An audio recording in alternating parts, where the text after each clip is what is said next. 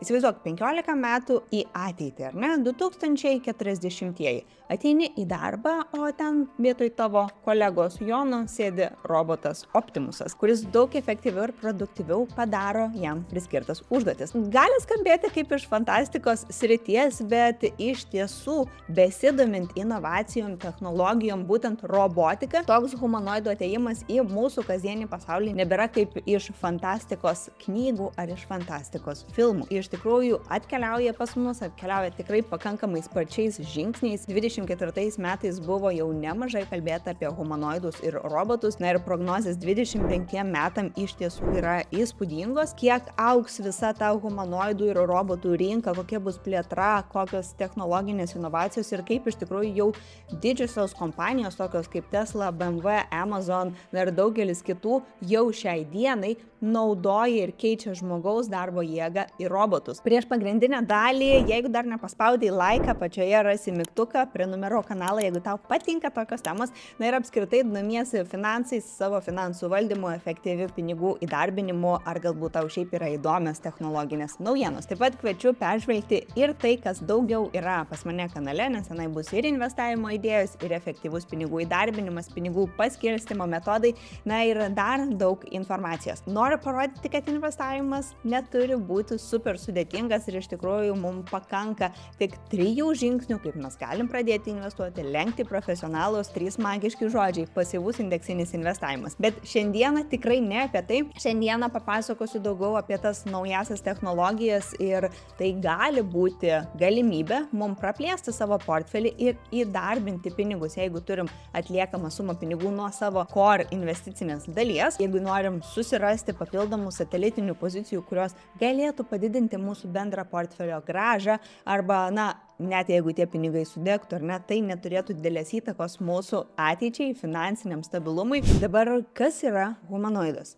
Turi 2 rankas, turi 2 kojas ir dirbtinio intelekto smegenis. Yra iš tiesų kitas didelis dalykas, kuris ateityje, na, aš tikiu, kad bus mūsų kasdienybės dalimi ir nebūtinai kiekvienas iš mūsų turėsim tą robotą pas save namuose, kaip dabar daugelis turi bent jau siurblius robotukus, ar ne, tai įsivaizduokit, tu turit žmogaus pavidalo robotą pagalbininką namuose, kuris gali padėti sulankstyti drabužius, iškrauti indaplovę ir padaryti kitus darbus, kurių jūs nemėgstat. Čia galbūt šiek tiek tolimesnė ateitis, tai pasižiūrėkim, kas yra tas humanoidas. Ir kaip matom, ne įvairiose industrijose robotai, humanoidai tai yra darbo jėgos ateitis. Šios programuojamos dirbtinio intelekto mašinos gali atkartoti mus, žmonės, ir ne tik išvaizdoje, bet ir realiai imituoti tą darbą, kurį mes darom. Įsivaizduokit humanoidų robotų augimo tempą, ar ne? Jeigu šiais metais, 24, buvo pagaminta 3500 tokių humanoidų robotų,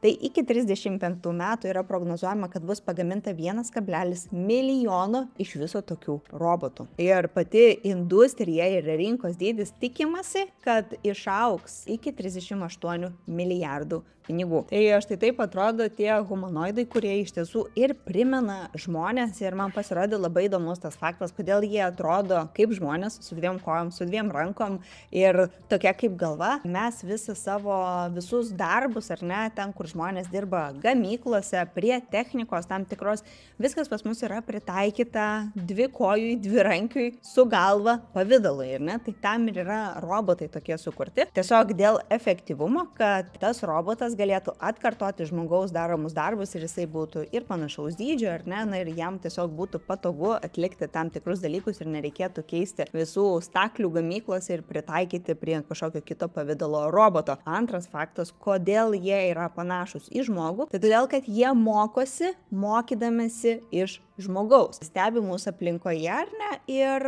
pasiema tai kaip pavyzdį, kaip ir jam reikėtų elgtis tam tikrose situacijose. Jo sensoriai pagauna tą vaizdą ir kadangi jisai yra panašios išvaizdos, jisai gali tą vaizdą atkartoti ir tuos tam tikrus sprendimus ar veiksmus atlikti taip, kaip matė atliekant žmogų. Modernų humanoidą robotą galima įsivaizduoti kaip atskiras 2 dalis, kurios veikia sinchronų kaip viena, nes tai yra robotas ar ne, tai yra jo visas kūnas, kuris yra sujungtas kartu su dirbtinio intelekto protu. Tai natūralu, kad jie gali iš tiesų užimti didelę dalį mūsų darbo rinkos, atlikti nuobodžias, sudėtingas, pavojingas užduotis arba gali būti kaip pagalbininkai pas mus namuose. Pritaikymas rinkoje yra iš tikrųjų labai platus ir jeigu pasižiūrėtume bendrai pačią rinką ir tai, ką prognozuoja didieji pasaulio bankai, tai pavyzdžiui Goldman Sachs, šiai dienai ar ne, mes turim išleistus 3500 humanoidų, kitais metais turėtume tikėtis 20 000 pagamintų ir parduotų humanoidų, tuo tarpu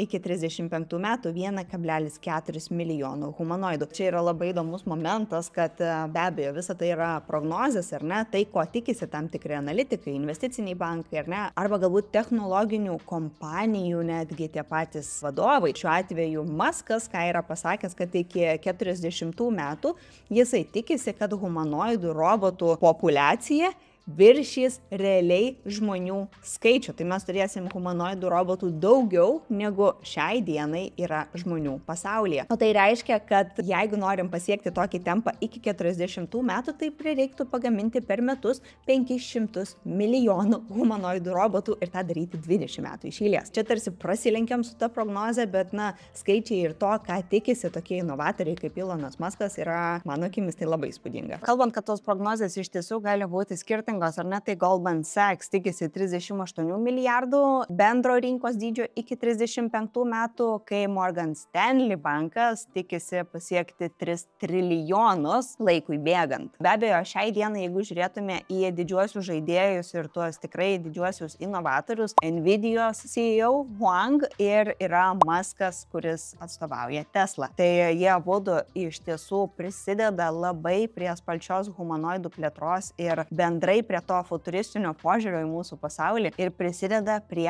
inovacijų šitose srityse. Jeigu kalbėti apie pačią Nvidia, tai jie yra paleidę robotų humanoidų apmokymo sistemą Nvidia Groot. Iš tiesų tai yra toks kaip maniežas, kur kiekviena įmonė gaminanti robotus netgi gali aplikuoti, prisidėti ir prisijungti į tą Nvidios Omniverse vadinamą. Tai yra tarsi robotų treniravimosi salė, kur jie yra apmokomi elgtis tam tikrose netikėtose žmogiškose situacijose, kad turėtų kelis variantus, kaip reikėtų elgtis. Aš kelis video žiūrėjau, ar ne, tai jeigu, tarkim, tam pačiam sandėlyje, kur dirba robotai, nukrenta visos dėžės, reikia keliauti jas tvarkyti, arba, nežinau, kas nors sulūžta, ar ne, ar tas robotas gali sutvarkyti, nes visa tai, kas yra netikėta ir neįprogramuota jam bendrai jo smegenis į jo sistemą, tai natūralu, kad jisai galbūt ir neturi pasirinkimų, kaip jisai galėtų elgtis toje situacijoje. Šiuo atveju Nvidios Groot sistema, jinai tą daro, kad apmoko robotus. Tuo tarpu Muskas, ką daro, jisai kuria Optimus robotą, investuoja į tas sistemas. Pats sako, kad Optimus robotas bus vienas iš vertingiausių dalykų, kaip Tesla bus prisidėjusi prie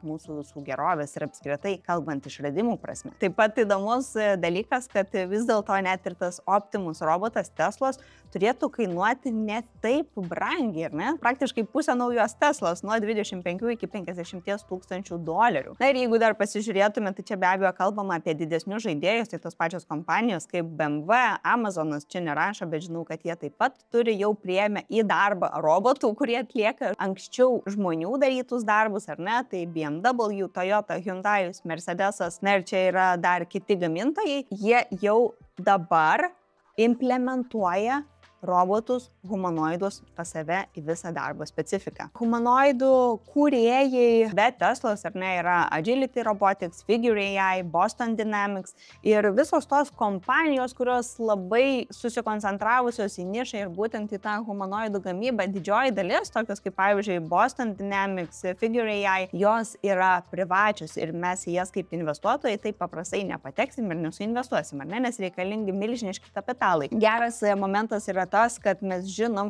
kad Tesla papildomai investuoja, tas pats Hyundai'us, ar ne, investuoja, tarkim, Boston Dynamics ir apskritai Hyundai kaip kompanijai priklauso 80% Boston Dynamics. Tai jie gamina štai tokius robotukus, Boston Dynamics Dog ir, gali tikrai papildomai dar pasidomėti, čia šitoje vietoje nesiplėsiu. Bet jeigu mes norim uždirbti iš humanoidų ir apskritai iš šitos robotikos srities, vienas iš variantų gali būti investuoti papildomai į didesnius žaidėjus. Aišku, Visa tai, ką aš kalbu šitam video, yra mano nuomonė, čia yra disclaimeris, ne investavimo rekomendacija. Turit pasidomėti patys, suvokti, į ką investuojate ir iš tiesų įsivertinti, ar tai gali būti tinkamas prieskonis jūsų portfeliui ar ne visai. Šiai dienai iš tokių didesnių žaidėjų, kurie patys susikoncentruoja į robotizaciją ir į humanoidų gamybą, tai yra Tesla, Nvidia ir tas pats Hyundai'us. Tai Hyundai'us galbūt yra toksai mažiau žinomas pasirinkimas tiem, kas nelabai domisi humanoidais ir robotika, nes Tesla ir Nvidia šiai dienai tikrai itin išpūstos ir tokį boomą pagavusios kompanijos. Jeigu pasižiūrėtume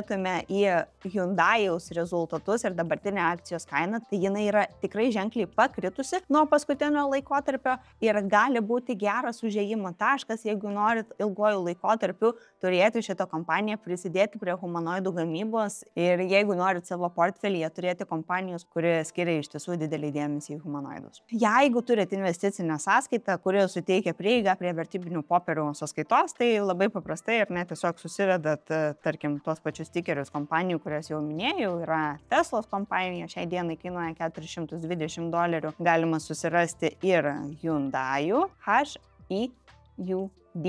Tikeris ar ne, ir šiai dienai kompanija kainuoja $51. Mes galim spausti investuoti ar ne, tai paprastuoju būdu tiesiog nusistatom arba rinkos verte perkam, tiek kiek šiai dienai dabar parsiduoda kompanija, arba galim užsistatyti ribotą pavedimą, galim nustatyti ir, na, tarkim, kad tikimės, kad kompanija kainuos ten $50 ir aš sakau, kad aš tada pirksiu, jeigu jinai tiek kainuoja, įsirašau, kiek vienetų aš noriu nusipirkti ir spaudžiu pateikti pirkimo užsakymą. Spaudžiam patvirtinti ir laukiam, kol pirkimo užsakymas bus patvirtintas. Lygiai taip pačiai galim daryti ir su kitomis kompanijomis, ir Nvidia čia susirasit, ar ne? Tai tiesiog kokiu vertybinių popierių brokerių naudojatės, ieškote tikerių, o mano pasirinkimas yra Freedom24. Dėl interfeisų paprastumo, na ir tiesiog pripratau, yra patogu, yra lietuvių kalba, yra bendra sąskaita su antra pusė, bendrus šeimos finansus padeda valdyti, ar ne? Apačioje, jeigu dar neturi vertybinių popierių sąskaitos, gali užsiregistruoti, registracija itin paprasta ir dar šiai dienai praktiškai paskutinė diena, kai gali pasinaudoti naujo vartotojo bonusais, tai pasiskaityk aprašyme būtent akcijos sąlygas, nes už tam tikros sumos įnešimą gali gauti papildomai akcijų dovanų. Ir labai smagu, jeigu jau gavai akcijų dovanų, tai pasidalink, ką gavai, nes iš tiesų ne kartą esu girdėjusi, kai žmonės tiesiog įsineša tam tikrą sumą pinigų, kurią planuoja suinvestuoti ir dar gauna papildomai akcijų dovanų, kurių vertė viršyja $700. Pasidalinkit, jeigu gavot ir ką tokio įdomaus gavot. O dabar keliaujam toliau, pasikalbam apie būtent Europos rinkoje, ar ne, kas vyksta kalbant apie robotizaciją ir šitas inovacijas. Yra keletas startupų Europoje, vieni iš Norvegijos, OneX, dirbtinio intelekto robotų kompanija, kurie turi robotuką pavadinimu NeoBeta, būtent namų naudojimu, ar ne, kaip namų pagalbininkas toksai robotas. Galima tuos humanoidus išskaidyti per keletą tipų, ar ne, tai yra namų pagalbos robotai, tai yra galbūt robotai, kurie tiesiog perima tuos pasikartojančius darbus, tuos pavojingas kažkokias pozicijas, ar ne? Na ir pavyzdžiui, didžioji kompanija ABB, kurią tikrai esu tikra, ne vienas esat girdėję, šveicarų kompanija, kuri yra įsikūrusi Ciuriche, tai jie taip pat prisideda prie naujos kartos dirbtinio intelekto platformų kūrimo, stengiasi ir optimizuoti ir sumažinti energijos visą sunaudojimą, ar ne, tam, kad tie robotai galėtų dirbti efektyviau, našiau ir, na, nenaudotų tiek daug resursų. Tuomet yra vokiška kompanija Agile Robots, Müncheno pasirinkimai, ar ne, vėlgi šveicariška kompanija. Na tai įdomu yra tai, kad Europa, būdama daugiakalbė multikultūrinė erdvė, jinai iš tiesų talpina savyje daug talentų, kurie susikoncentravę į tam tikrą sritį gali labai prisidėti prie inovacijų. Na ir jeigu pasižiūrėtume į dar kitas šalis, tai pavyzdžiui, Pietų Korėja yra pirmoji šalis, kurios 10% apskritai darbuotojų darbo jėgos jau dabar yra robotai. Įsivaizduokit, 1 iš 10 darbuotojų yra robotas. Čia yra ir kita statistika, yra ir Europos šalis. Na tai jeigu mes žiūrėtume, kiek robotų ten priklauso 10 000 darbuotojų. Pietų Korėjoje mes turim virš 1000 robotų per 10 000 darbuotojų. Vokietijoje yra 429 robotai 10 000 darbuotojų. Na vis dėlto tas rezultatas taip pat yra įspūdingas. Lyginant tai, kad Pietų Korėja, Singapūras ir Kinija, tai Vokietija tikrai nedaug atsilieka automatizuojant ir robotizuojant visą savo darbo rinką. Ir jeigu čia bendrai pasižiūrėtume robotizacijos augimą Europoje, ar ne, tai mes matom, kad netgi mes važiuojam geriau negu bendrai paėmus Ameriką kartu. Azija užima tą didžiausią dalį, Europa yra raudonas pasirinkimas ir Amerika yra pilkos grafos. Kalbant apie tokius humanoidinius robotus, tai iš tiesų prisideda ne tik prie inovacijų, prie pagalbos, bet gali spręsti ir tikrai opes problemas ar padėti žmonėms su negale, bet ir tuo pačiu mes atsiduriam ties tokiu socialiniu aspektu, ar ne, o kas nutiks, jeigu iš tiesų mes turėsim itin daug robotų ir jie pakeis didžiulę dalį mūsų dabar esamų profesijų, amatų ir galės tos darbus atlikti geriau, produktyviau ar galbūt net kruopščiau. Tokie robotai, jie sprendžia tas problemas ir gali užimti tokias darbo vietas, kur žmonės nelabai nori dirbti, kur yra galbūt pavojingos sąlygos dirbti ar kur trūksta darbo jėgos. Nes jeigu tai bendrai pasižiūrėjus, ar ne, tai nusipirkti vieną robotą, kurio vertė yra iki 50 000, vis dėlto per ilgalaikę perspektyvą yra pigiau negu apmokėti darbo valandą žmogui, mokėti viršvalandžius, turėti atostoginius ar nesusidurti su lygomis ir su N kitų dalykų, kas yra tiesiog visiškai žmogiška ir normalu. Bet jeigu mes žiūrim į produktyvumą ir efektyvumą, tai taip atrodo, kad tam tikrose srityse robotai vienareikšmiškai nugali žmogų. Aš tikrai nesilaikau tos pozicijos, kad staiga dirbtinis intelektas ar robotai humanoidai pakeis visiškai žmonės, nes vis dėlto reikės, kas tvarkys detalės, kas juos programuos, kas juos prižiūrės, kas kurs, darys tos dalykus, kurių robotai ir dirbtinis intelektas vienareikšmiškai kol kas tikrai negali. Tai mes tiesiog turim išlikti žmonėmis ir ieškoti, kur tobulėti toliau. Žinoma, atsižvelgiant į tai, kad tai dar yra pakankamai nauja sritis, kuri yra dabar labai ištobulėjus, vis dėlto investuodami vien tik tais į išskirtinai robotikos kompanijas mes susiduriam su didelėmis rizikomis, kokia yra ta tiekimo grandinė, ar ne, jiems trūksta detalių, jie nuolat tobulėja, koks iš tikrųjų bus tas perkamumas arba paklausa, galima tik prognozuoti, tai šitas rizikas reikėtų įsivertinti, jeigu ieškosim išskirtinai į robotiką ir humanoidų susikoncentravusių kompanijų, arba tas investicijas reikėtų laikyti ilgą laikotarpį, kad mes tiesiog nepanikuotume dėl volatilių akcijų, nepradėtume fiksuoti nuostolio. Kadangi šita tema man yra labai įdomi, man smalsu yra visos tos naujienos, futurizmas ar ne, ir kur mes nukeliausim su tais robotais, investuoti į Tesla šiai dienai aš neplanuoju, nes jau turiu ją savo bendram portfelį, kur investuoju į VUAA pasirinkimą, tai yra top 500 Amerikos kompanijų, tai Tesla priklauso šitam indeksui ir užima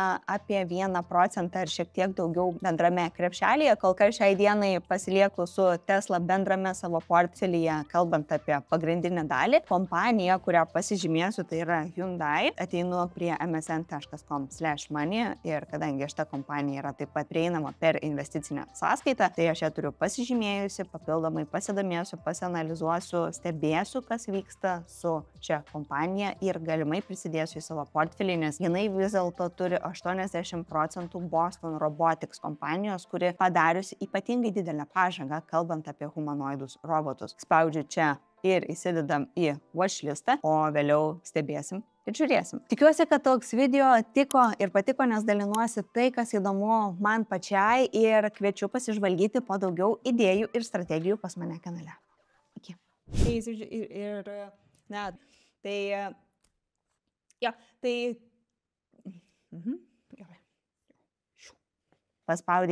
Paspaudai širdelę ir... Ne, gerai.